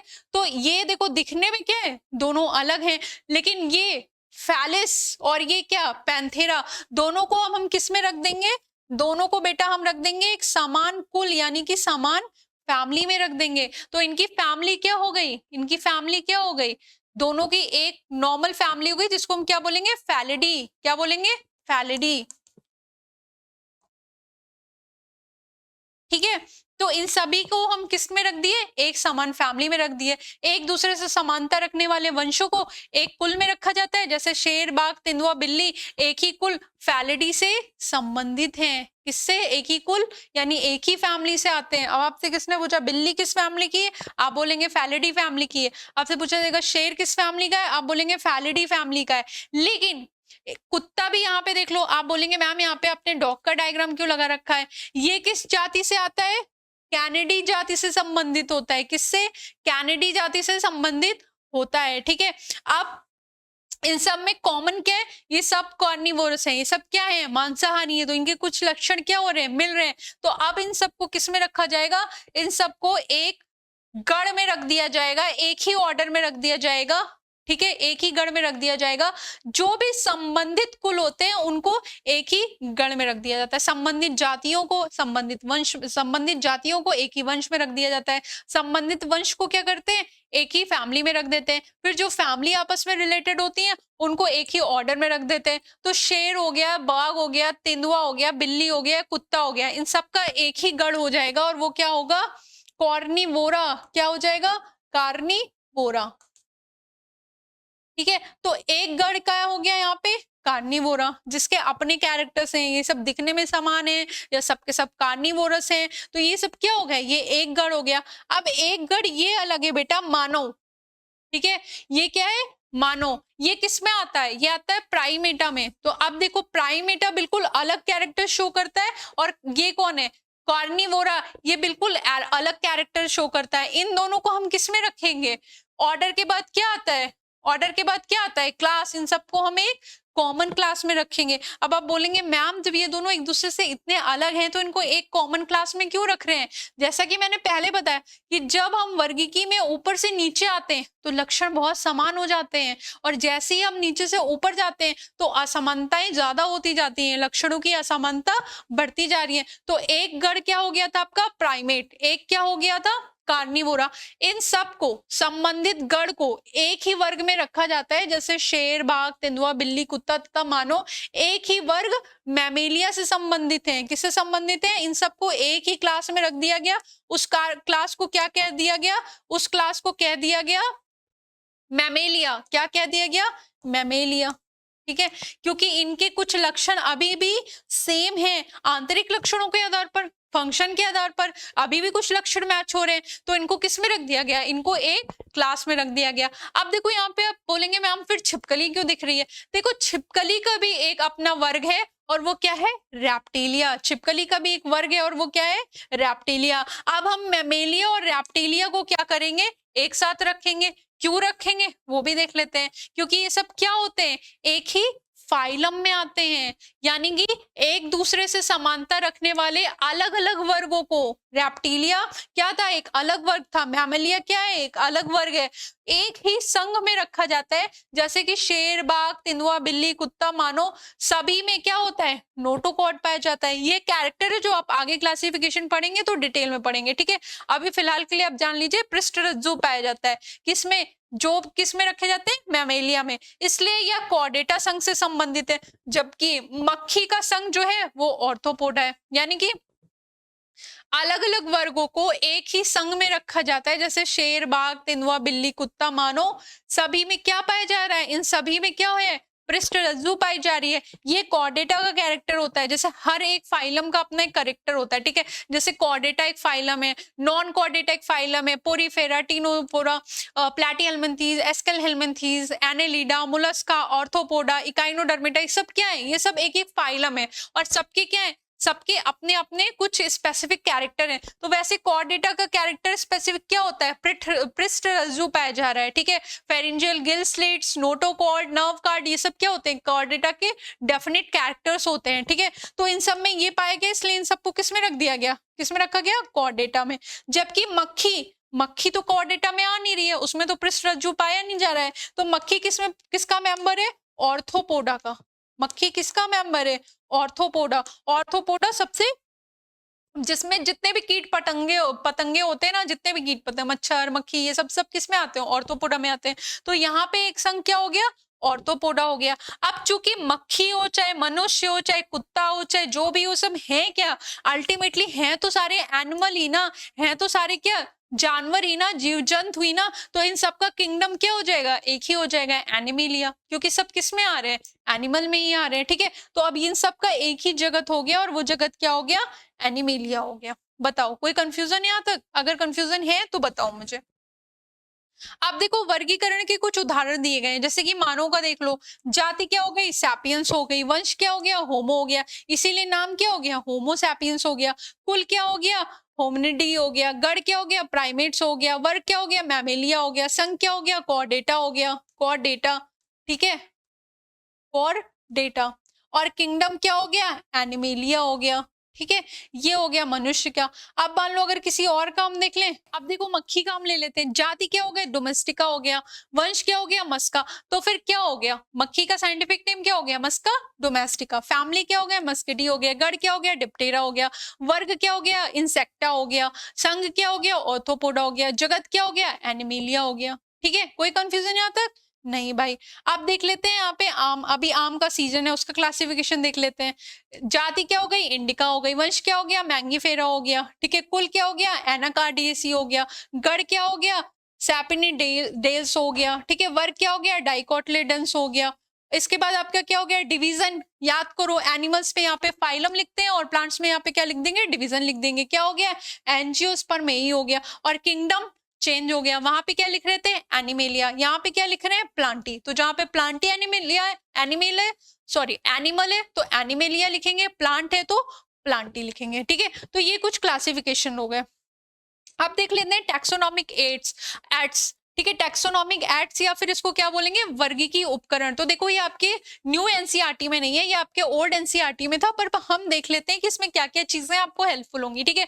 तो वह साधन जो किसी जीव के वर्गीकरण में सहायता करते हैं, उनको वर्गीकीय उपकरण कहते हैं, ठीक है। तो देख लेते हैं भाई कौन कौन से वर्गीकीय उपकरण होते हैं। सबसे पहले आता है बेटा हर्बेनियम फाइल। हर्बेनियम आपने देखा होगा कि आपके स्कूल में आपसे बनवाया जाएगा, एक बुक टाइप का होता है, मोटी शीट्स का एक बुक टाइप का स्ट्रक्चर होता है, जिसमें हम पौधों को सुखा के रखते हैं प्रेस माध्यम। जैसे आपने किसी मोटी बुक के अंदर कोई भी प्लांट का पार्ट रख लिया, वो काफी समय बाद सूख जाएगा, फिर आप उसको हर्बेनियम फाइल पे चिपका देंगे और उसका क्या कर देंगे, क्लासिफिकेशन कर देंगे। तो देखो मृत सूखे हुए पादपों को सीट पर चिपकाकर सुरक्षित रखना हर्बेनियम कहलाता है। कि आप कोई ताजा पौधे का भाग तोड़ के लाए, उसको सुखा लिया आपने, किसी किताब में डाल दिया या किसी चीज से दबा के रख दिया, वो सूख गया, फिर जो है आप उसको ऐसे हर्बेनियम बुक होती है यहाँ पे चिपका दीजिए, और यहाँ पे क्या कर दीजिए, उसका क्लासिफिकेशन कर दीजिए। मतलब आपने कहाँ से उठाया, दिनांक क्या है, उसका नाम क्या है, उसका अंग्रेजी नाम क्या है, सामान्य नाम क्या है, कुल का नाम क्या है, ये सब कर दिया इस तरीके से, ठीक है। तो ये किस चीज में हेल्प करेगा आपको, जैसे मान लो बहुत डिफरेंट डिफरेंट जो स्पीसीज होंगी, उनको आपने एक हर्बेनियम में रख लिया, तो आपको क्या होगा, आगे अध्ययन करने में काम आएगा, ठीक है। अब दूसरा देख लेते हैं, ये हर्बेरियम हो गया। दूसरा देख लेते हैं वनस्पति उद्यान। वनस्पति उद्यान तो आप सभी घूमने गए होंगे। तो वनस्पति उद्यान होता क्या है, यह जीवित पादपों का संग्रहण होता है। इसमें पादपों का वैज्ञानिक नाम, सामान्य नाम, आवास का विवरण होता है। जैसे कि Indian botanical garden Calcutta, Bharat में ये सबसे बड़ा है। तो ये बॉटेनिकल गार्डन होता है। अभी हार्बेनियम में आप मृत मतलब पौधों को सुखा कर रख रहे थे मृत अवस्था में, इसमें क्या होता है, पूरे का पूरा एक गार्डन होता है जिसमें प्लांट्स होते हैं। प्लांट के ऊपर उनका पूरा डिटेल लिखा होता है, पूरा क्लासिफिकेशन का नाम क्या है, क्या इनका डिवीजन है, क्या सारी चीजें सब लिखा रहेगा, ठीक है। तो आप उनको पढ़िए और समझिए कि अच्छा ये पौधे हैं या ये है। तो ये क्या है, ये जीवित पादपों का संग्रहण होता है, यानी वहां पे अलग अलग वैरायटी के ढेर सारे क्या होते हैं, प्लांट्स पाए जाते हैं। जैसे कि इंडियन बॉटेनिकल गार्डन कलकत्ता में है, रॉयल बॉटेनिकल गार्डन कहाँ है, दुनिया में सबसे बड़ा है, ठीक है। नेशनल बॉटेनिकल रिसर्च इंस्टीट्यूट, ठीक है। तो ये कुछ बॉटेनिकल गार्डन्स है। अब ऐसे ही देख लेते हैं, जंतु उद्यान होते हैं। जंतु उद्यान में क्या होता है, जंतुओं का संरक्षण किया जाता है, वो भी जीवित अवस्था में, यानी कि यहाँ पे उनकी प्राकृतिक अवस्था में रहकर ही। जैसे अभी आपने न्यूज में देखा होगा कि हमारे यहाँ पे शेर का और चीतों का, इन सब का हम लोग बहुत शिकार करते हैं, तो अभी हम उनको दूसरी देश से लेके आए और उनको क्या किया, उनको एक स्थान सुरक्षित किया जंगल का, उसमें उनको छोड़ दिया कि वो आपस में प्रजनन करें, उनकी संख्या में क्या हो, वृद्धि हो और वो लुप्त होने से बच जाए। तो जंतु उद्यान में क्या होता है, प्राणियों का संरक्षण व संग्रहण जीवित अवस्था में किया जाता है। यहाँ प्राणी प्राकृतिक अवस्था में रहकर उनकी संख्या में वृद्धि करते हैं और जंतु उद्यान में जो दुर्लभ, संकटग्रस्त व विदेशी प्राणियों को रखा जाता है, ठीक है। यानी जो संकटग्रस्त हैं, जिनका शिकार ज्यादा होता है, जिन जो खत्म होते जा रहे हैं, उनको हम क्या करते हैं, उनको बचाने के लिए करते हैं। तो ये भी एक तरह से क्या है, एक तरह से हमें हेल्प करेगा। हम वहां पे जाके उनको जो भी दुर्लभ प्रजातियां हैं उनको देख सकते हैं, उनके बारे में स्टडी कर सकते हैं, ठीक है। तो ये भी क्या है, हेल्प करते हैं। और देख लेते हैं संग्रहालय, म्यूजियम। आप सभी किसी ना किसी म्यूजियम में घूमने गए होंगे, ठीक है। यहाँ पे मृत जंतुओं को फॉर्मलिन नामक रसायन में रखकर उन्हें डिब्बों में सुरक्षित रख दिया जाता है। देश का सबसे बड़ा संग्रहालय जो है वो कोलकाता में स्थित इंडियन संग्रहालय है। सिर्फ संग्रहालय, ये देखो, ये इसकी फोटो भी है। आपके स्कूल में भी अगर कोई म्यूजियम होगा, आपने देखा होगा, इतनी सी बॉटल्स में फॉर्मेलिन भरा होता है और उसमें कुछ रखा होता है, सांप रखा होगा या कोई और एनिमल रखा होगा।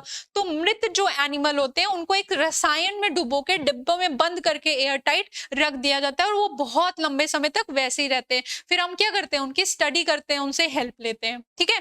तो ये हो गया, क्या हो गया, संग्रहालय। अब एक जो सबसे कॉमन चीज है, चिड़ियाघर। भाई सभी बच्चे जाते हैं ना चिड़ियाघर। वो क्या होता है, यह जीवित जंतुओं का संग्रहालय होता है। साथ ही साथ यह संकटग्रस्त जातियों के स्वस्थानीय संरक्षण में भी सहायता करता है। यानी चिड़ियाघर में आपको बहुत डिफरेंट टाइप के एनिमल्स देखने को मिलते हैं जो संकटग्रस्त भी होते हैं, ठीक है, जिनको आप नॉर्मली नहीं देख सकते। तो ये भी एक तरह का क्या हो गया, ये भी एक तरह का टैक्सोनॉमिक एड्स हो गया, ठीक है। अब देख लेते हैं कुंजी। वर्गीकरण कुंजी विभिन्न प्रकार के लक्षणों का समूह होता है जिनमें एक स्वीकार तथा एक नकारने के रूप में कार्य करता है। अब आप बोलेंगे मैम कुंजी क्या होता है। देखो कुंजी यानी जैसे आपके पास डिक्शनरी होती है, आपको कुछ नहीं आता आप उसमें देखते हो, तो ऐसी कुंजी क्या होती है, एक बुक टाइप की होती है। जैसे आपने कोई नई चीज ढूंढी, अब आपको पता करना है कि भाई इसका वर्गीकरण क्या है, इसको किस में रखा जाएगा, इसके कैरेक्टर्स क्या है, तो आप उसमें से मिलाएंगे, ओ ये एक कुछ की है या बहुकुछ की है, ये प्रोकैरियोट्स है या यूकैरियोट्स है, ये पौधा है या ये जंतु है। तो आप उनके लक्षणों को समानता को मिलाएंगे और असमानता को मिलाएंगे और फिर उस कुंजी की हेल्प से क्या करेंगे, उनका क्लासिफिकेशन करेंगे। तो ये क्या हो गई, कुंजी हो गई, ठीक है। तो ये आज आपका चैप्टर था जो हमने खत्म किया, क्या था, जीव जगत। अगर आपको कंफ्यूजन है, कुछ नहीं समझ में आया, तो आप कमेंट बॉक्स में मुझे बताइएगा। हम उन पे एक दोबारा से वीडियो बनाएंगे और उनको फिर से डिस्कस करेंगे और मिलते हैं अब अपने नए वीडियो में। Thank you.